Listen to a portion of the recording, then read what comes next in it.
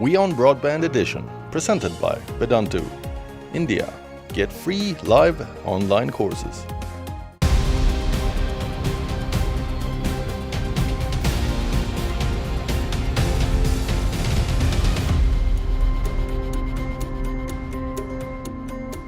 Hello and welcome to episode 25 of the WION Sports Broadband Edition. With me, Digvijay Singh Deo. My guest today is the chief coach of the Indian women's hockey team. Sjoerd Marijne joins me from Bengaluru. Sjoerd, good to have you back on WION. How's it been? How's this period been for you? Yeah, it's a long period. We're already 9.5 weeks in quarantine. So it's very long, challenging period. Let's say it like that.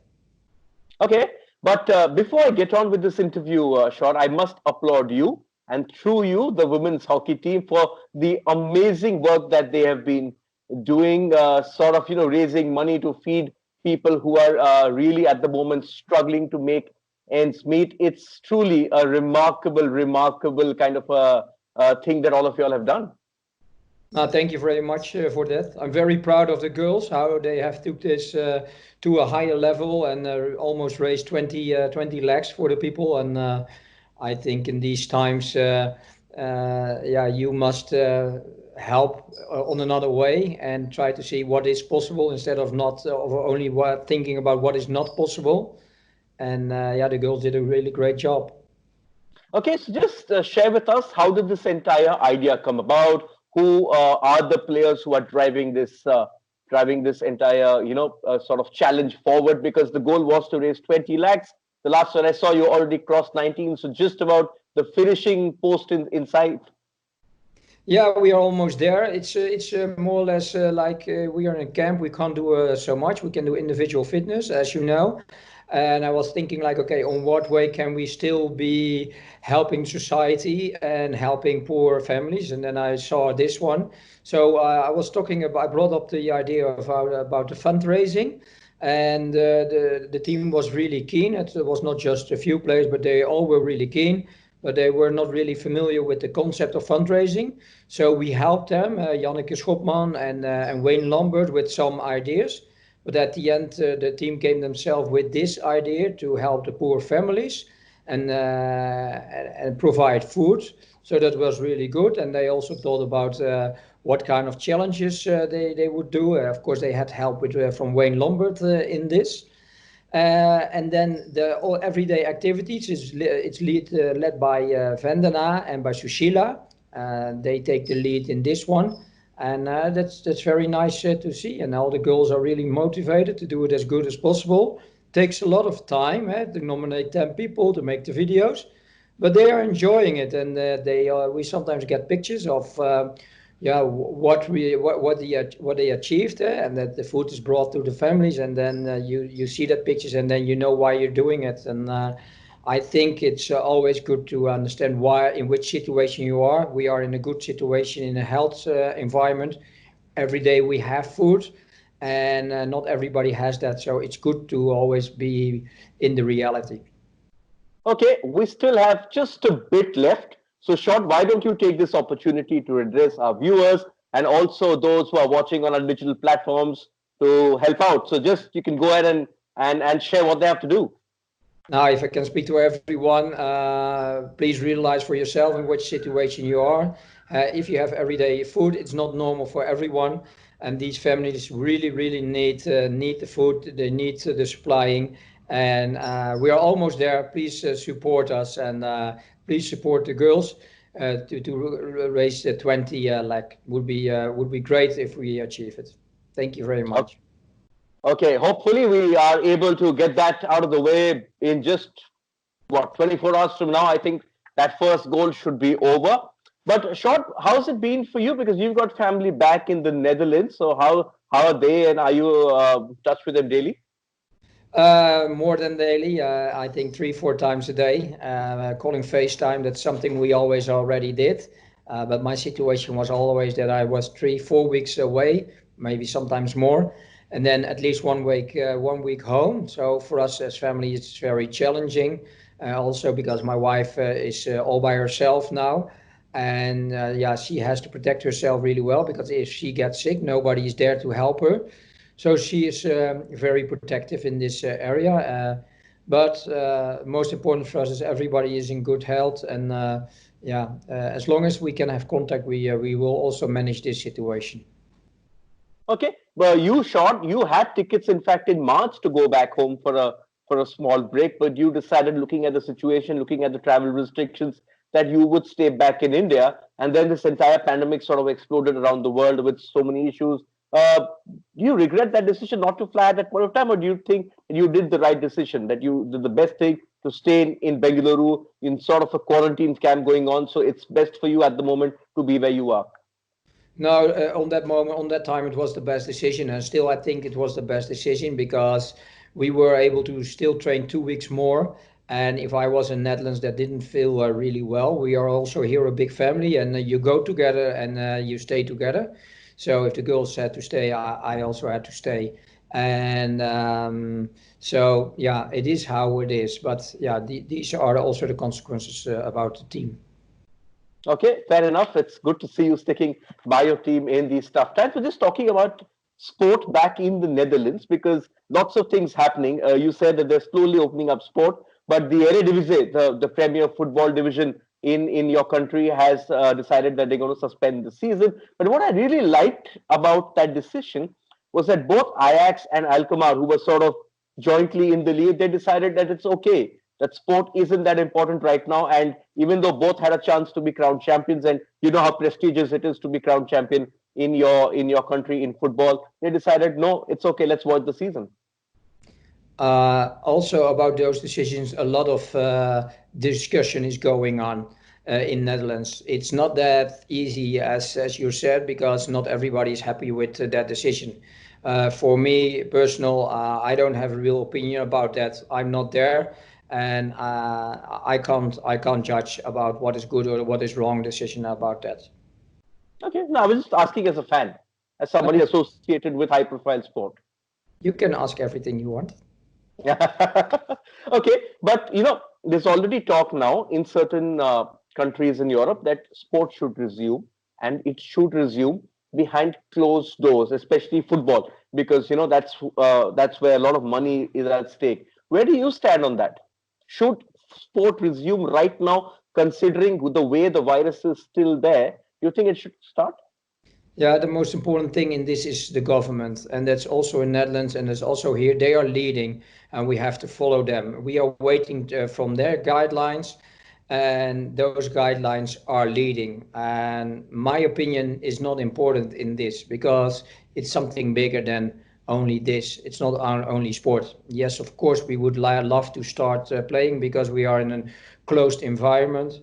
But it's not on us, and that's also playing international matches. We don't know if it's going to happen this year. FIH has people who are think about these kind of things, and that's why for us as coaches we can think a lot of things and we can say a lot of things. But I don't think that on this moment it's important what we think. Yeah, they have to guide us through this period. Yes, and you're right. The governments have to take the lead. The governments have to decide if it is safe or not. But there is a rather peculiar situation which we are seeing at the moment, short. And that is that with most of the world indoors, everyone's craving a bit of sporting action. So the talk is that let's have sport behind closed doors. At least everyone who's at home will get some kind of sporting action to watch. You will sort of lift their lives as well. But the problem here is, and you know this better than me because you work in a team sport, that just to organize a training session or to play a match, you just can't have 18 players turn up. There are so many other people who are around the team as well. So it's a catch-22 situation as well, that while you may think about the fan, think about the revenue, but you're also putting those many people, say 50, 60 people, who are going to be at the ground at that point of time at risk. Yeah, that's like the main thing is how much risk do you want to take? What is allowed? These are important things now, and these things are not for me to answer on the moment. And that's, I know you want to hear something else, but this is greater than sport. Yeah, and that's why what I said, we have to follow the guidelines of the government in this, and they try to do their best for everyone. And yes, for everyone in the world, it's frustrating, and also for us, of course. Yeah, but we also realize we are in a good environment. We are safe. The families are safe, and that is for now the most important. We all have to have patience because we can think, what if this, what if that, but what if doesn't exist in my world. Yeah, what if doesn't say anything to me. That's the same now with planning the future. Yeah, what if we can play in the next 3 months? What if after 5 months? We don't know. We just have to be patient, and we have to wait. What is going to happen? What will be the guidelines? When can we play again international? So planning tours and planning for next year Olympics, that's very difficult. Yeah, because if you're doing that, you have a lot of what ifs, and what if in life doesn't say anything. Okay, that's a fair point which you make, and as you said, patience is something, but we TV anchors and reporters usually try to probe your patience. Not so well answered, I must say. Yeah, I well answered. understand. But you can see a lot of good matches like the Olympic qualifiers over and over.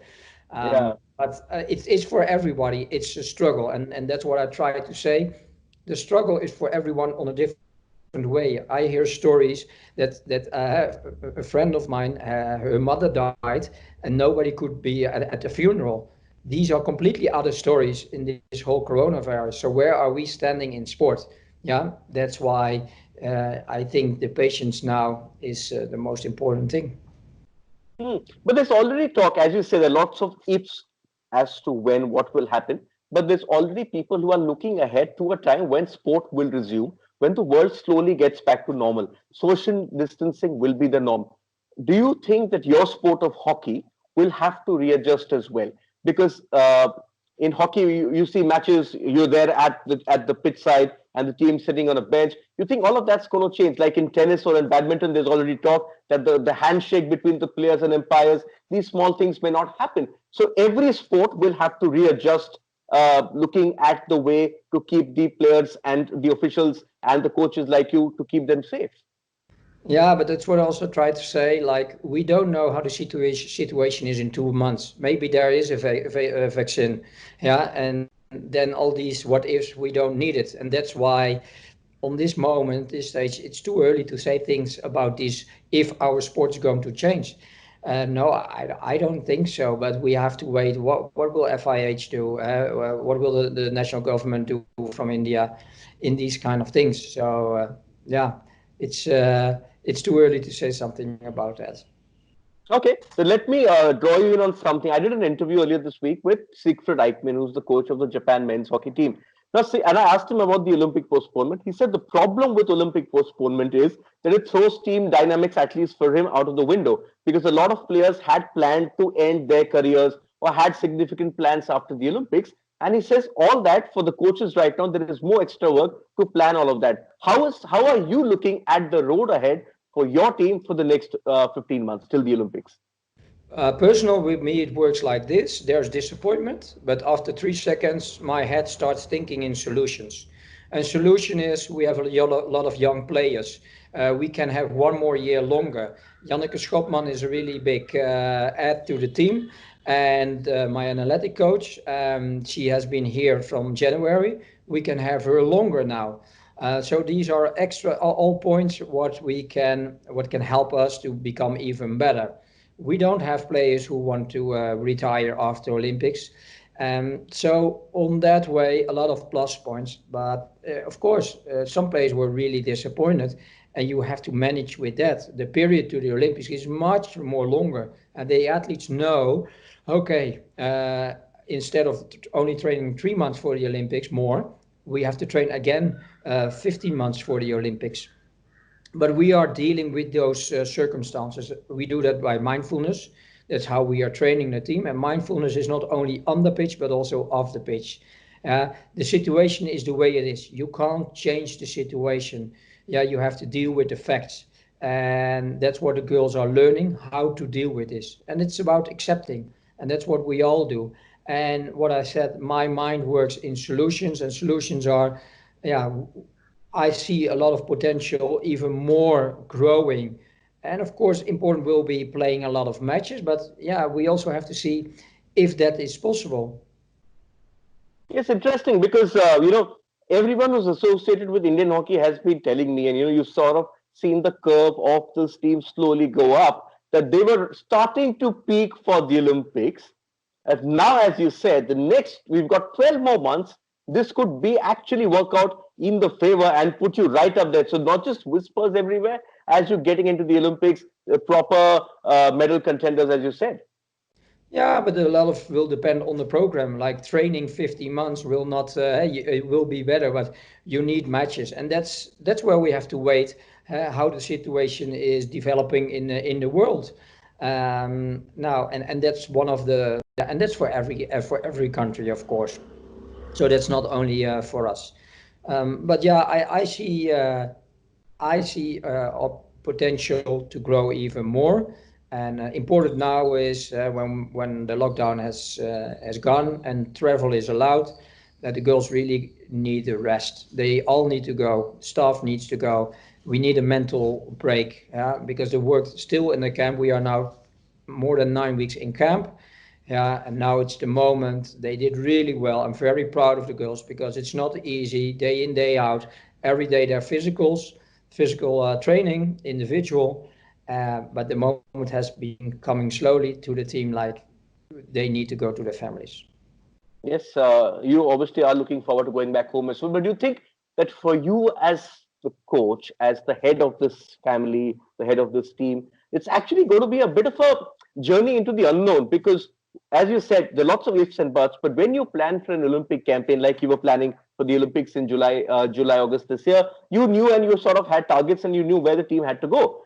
Right now, you don't know. It's a journey into the unknown. You don't know till when you will be able to go home. You don't know till when you will be able to start training properly. You don't know when you'll be able to travel abroad for matches, because you and I both know you just can't keep training in camps and going into the Olympics. That every team in the world needs competition. Every player in the world needs competition, even if it's a Roger Federer. Of course, but here comes the area about mindfulness. I'm only busy with what I can control. And what can I control is the daily sessions and what is allowed and what is not allowed. So on this moment, we do the individual strength sessions so they don't lose too much muscle mass. Yeah, they do those kind of things. They are learning about the opponents, which are the important players from other countries. So these kind of things I can control on the moment, and that's what I'm busy with. Everything what I can't control, it goes away. It goes away from me because it takes away energy from me. It brings frustration to people, and that's what you want to avoid. And that's why it's so important with the mindfulness. Only be busy what you can control and accept what how the situation is. And and my positive mind is always okay. What can we do and what can make this situation better? Now you're talking about the fundraising. This is another aspect of life. I believe in athletes that they are not only must be busy with their sport, but also always be aware how lucky they are in the situation they are. And you don't always realize that in a camp. But now they do realize with the fundraising that other people have it much worse. And a lot of the players, their families come from really poor backgrounds, so they know. But it's good to give a signal as a team. Like, listen, we also do care about other things because we love all sport. Indians love sport. But we also know sometimes there are more important things, and that's going on now. Okay. A couple of suggestions have come forward in the last couple of weeks. One was from Pulela Gopichand, who is the chief badminton coach, and then the Indian Olympic Association as well, sort of wrote to the sports ministry saying that it's time to put all Indian athletes, especially the Olympic hopeful and those who've already qualified for the Olympics, perhaps it is time to bring them together into a quarantine camp. There are lots of these huge campuses across the country, so that you are sort of the players are safe and they can continue and resume their training as someone who's been in part of a sort of a quarantine camp, because you're in the Sai campus in Bangalore for a while now, as you said. You think that is the way to go. You have these great campuses, let's use them, because across the world there are not many countries who have such facilities. We can afford to do that. Is that the right thing to do so that you slowly start building all athletes across sports, start to build their fitness and everything back? Yeah, as you said, we are now 9.5 weeks in camp, and from the 9.5 weeks, we are 7 weeks in quarantine, and that's 2 weeks longer than everyone in India. But we have to deal with the guidelines from the government. It would be really helpful if we can play hockey, but we have to wait for this. And so what you're saying is already happening here because nobody goes in or out in this camp. We are very safe. Yeah, we hope that this is going to happen. No, but what I wanted to ask you was, from this experience that you have, do you think that it's time now that all athletes across sports are put into quarantine camps so that their training can go on? Because that's an advantage India will then have over many other sports persons or from other countries. Yeah, we don't have the advantage for other countries because in Netherlands they already started, in Germany they started, in Belgium they started. They don't only have these big centers, but they go in and go out. So it's an advantage you can use, but it's for me difficult to say something about this in what the government of India must do. Yeah, I think when the situation is getting more calm, I think this will be a perfect moment to have a look again to the situation of many athletes and how can they pick up their training again. Okay, I always like to end on an optimistic note. So, Sjoerd, this tough period, what has this taught you? You've been around the world. You've sort of coached teams here and there. You've coached national teams in big tournaments as well. What has this period sort of taught you? A lesson? Yeah, good question. It's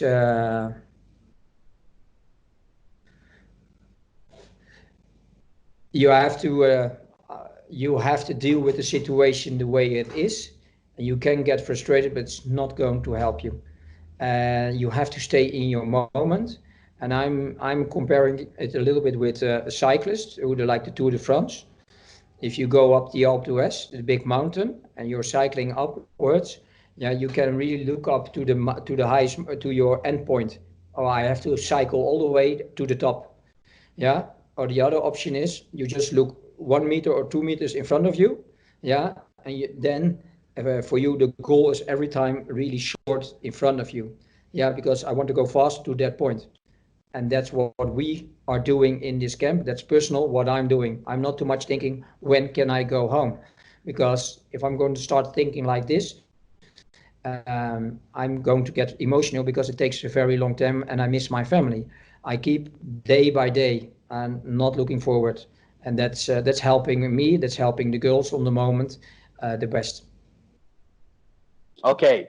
Sjoerd Marijne, it's been absolutely fantastic talking to you after a long time. Hopefully we can do more of this in person, but for that I think we'll have to wait. As you said, lots of ifs and buts surrounding tribal, but I think from me and from all our viewers, I think once again, do reach out to your team when you see them and tell them that they've been doing an absolutely brilliant job, and all of us are so proud of what this team has done. They've not let the limitations of being in a quarantine camp stop them from doing good at a time when the world needs it the most. Stay on track for Tokyo 2021, and hopefully this break actually, as you said, turns out to be the best thing that happened for Indian women's hockey, and we'll see the results at the 2021 Tokyo Olympics. Thank you so much, Sjoerd. You're welcome. Thank you, and please all donate.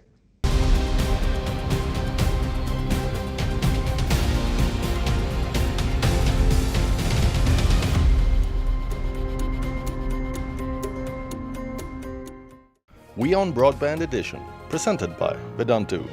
India. Get free live online courses.